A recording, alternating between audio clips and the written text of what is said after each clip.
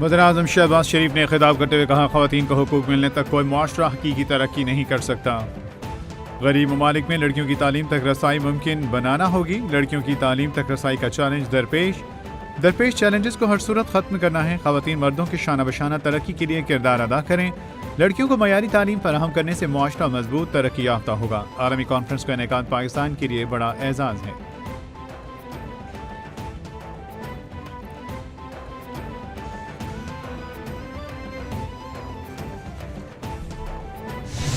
सिंध हुकूमत का कराची के आवाम के लिए एक और बड़ा तोहफा। बिलावल भुट्टो ने शहीद जुल्फ़िकार अली भुट्टो एक्सप्रेस वे के पहले फेज का इफ्तिताह कर दिया। बिलावल भुट्टो ने कहा, पीपल्स पार्टी इंतहा पसंदी की सियासत नहीं करना चाहती। वफाक की जानिब से सिंध के साथ सौतेला सलूक किया जाता है। वफाक की जानिब से सिंध को वसाइल नहीं दिए जाते। जब हक नहीं मिलता तो बहुत मुश्किल हो जाती है। पाकिस्तान की तरक्की के लिए कराची की तरक्की ज़रूरी है। पाकिस्तान पीपल्स पार्टी 3 नस्लों से कराची की तरक्की में किरदार अदा कर रही है।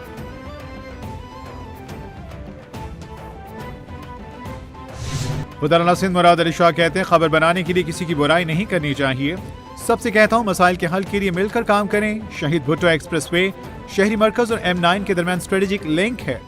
शाहरा भुट्टो आज से 30 साल कबल बेनज़ीर भुट्टो ने कराची पैकेज दिया था। शहीद भुट्टो एक्सप्रेस वे कौमी शाहराह तक हमवार और बिला ताअत्तुल रसाई फराहम करेगा।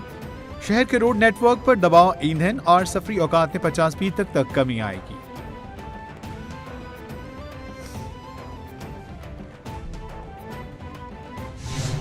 सरबराह JUI मौलाना फजल रहमान ने कहा, मुल्क के निज़ाम की बेहतरी के लिए सबको मिलकर काम करना होगा। मुआशी आशारियों से काम नहीं चलेगा। मईशत बेहतर होनी चाहिए। अवाम को समरात मिलेंगे तो साबित होगा मईशत बेहतर है। सवाल यह है, क्या इलेक्शन सही हुए? ऐसे इलेक्शन पर कौन एतमाद करेगा? पूरी मुद्दत बात करना अलग बात, जायज़ नाजायज़ होना अलग बात। PTI ने मुज़ाकरात के मामले पर एतमाद में नहीं लिया। वो तनकीद पर नाराज होते हैं और ये हरकतें करते हैं। नाराज कामों में साथ नहीं है। हुकूमत और PTI मुज़ाकरात से मुतालिक स्पीकर कौमी असेंबली सरदार अयाज सादी का बयान में कहना है, मुज़ाकराती कमेटियों के इजलास के लिए अपोजिशन या हुकूमत ने राब्ते नहीं किए। PTI मुज़ाकराती कमेटी की बानी से मुलाकात हुकूमत ने करानी है, मेरी जिम्मेदारी नहीं। हुकूमत तो इत्तेहादी फैसला कर लें कि मुलाकात हो सकती है या नहीं। फरीक़ैन जब कहेंगे एक दूसरे पर 1-2 रोज़ के नोटिस पर इजलास बुलाने के लिए तैयार हैं। बानी से मुलाकात का मुतालबा हुकूमत तक पहुँचा दिया।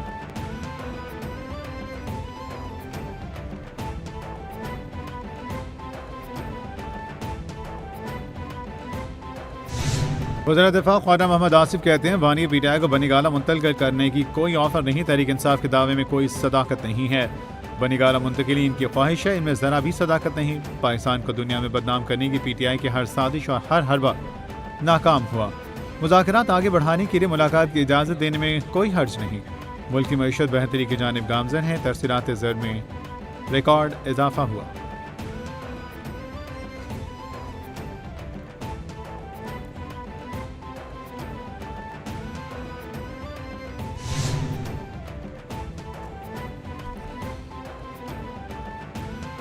PTI रहनुमा असद कैसर कहते हैं, ख्वाजा आसिफ और मरियम नवाज की कोशिश है कि मुज़ाकरात को नाकाम बनाया जाए। ये जो बातें कर रही हैं इस पर इंतहाई अफसोस है। फिर कहा जाता है कि बानी PTI ट्वीट कर रहे हैं। पाकिस्तानी कौम बानी के साथ खड़ी है। हम मजलूम पार्टी हैं, हमारे साथ जुल्म हुआ। 26 नवंबर को हमें अपने बुनियादी हक से रोका गया। 79 शहरों पर गोलियां चलाई गईं। 9 मई के हवाले से जो रवैया रखा गया, इस हवाले से भी हम मजलूम हैं।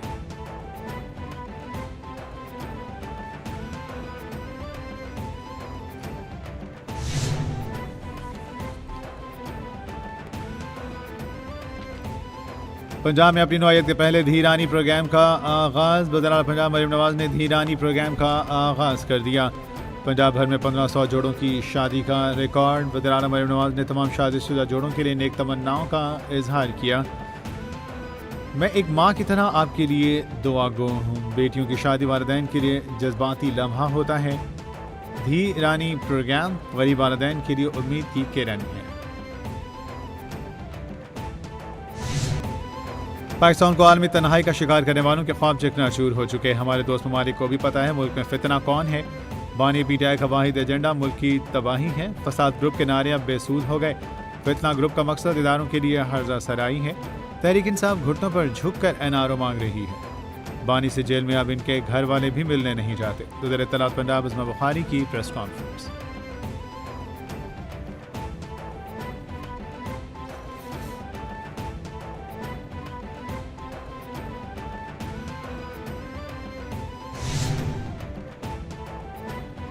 सदर ममलिकत आसिफ अली जरदारी ने कौमी असम्बली और सेनेट के इजलास तलब कर दिए। जराये के मुताबिक सदर ममलिकत ने कौमी असम्बली इजलास 13 जनवरी शाम 5 बजे तलब किया।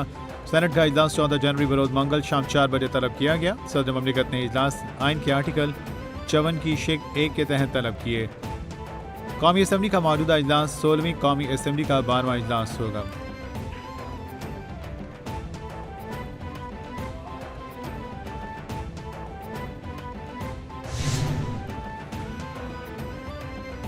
बानिया पीटीआई ने 9 मई के 8 मुकदमात में जमानत के लिए लाहौर हाईकोर्ट से रुजू कर दिया।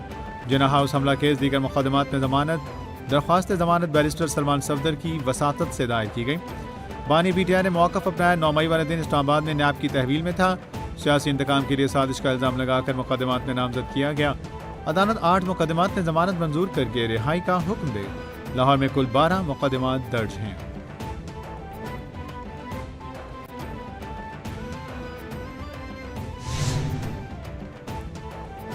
मुशीर इत्तलात खैबर पख्तूनख्वा बैरिस्टर सैफ ने कहा वफाक की हुकूमत को बानी पीटीआई के ट्वीट से तकलीफ है मगर अपनी जुबान दराजी नजर नहीं आ रही। वफाकी वज़रा रोजाना पीटीआई के खिलाफ प्रेस कॉन्फ्रेंसेस कर रहे हैं। मुज़ाकरात शुरू होने के बाद वज़रा आला पंजाब पीटीआई के खिलाफ रोजाना बयानबाजी करते हैं।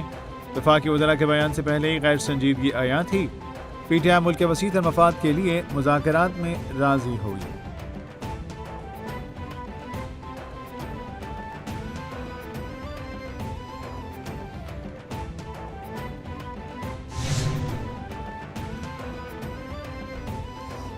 लाहौर हाईकोर्ट के जस्टिस जवाद हसन का बड़ा फैसला, मुल्तान शहर को ग्रीन सिटी बनाने का हुक्म दे दिया। जस्टिस जवाद हसन ने 15 सिफात पर मुश्तमिल तफसीली फैसला जारी किया। तफसीली फैसले में लिखा मुल्तान को मोटरवे M3 के साथ एक ग्रीन सिटी में तब्दील किया जाए। शहर की हरियाली में इजाफे के लिए जामे फ्रेमवर्क तश्कील दिया जाए। फैसले में हुकूमत पंजाब और सरकारी अफसरान की माहौलियाती किए गई काविशों को भी सराहा। केस को हर माह की पहली मंगल को समाअत के लिए मुकर्रर करने की हिदायत की गई।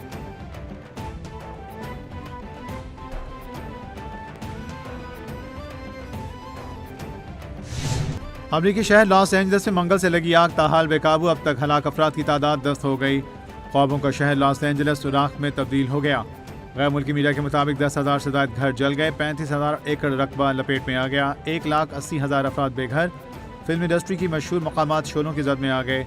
हॉलीवुड में आग लग गई। कई फिल्मी सितारों के घर जलकर तबाह हो गए। आग से $150 अरब से जायद का तखमीना।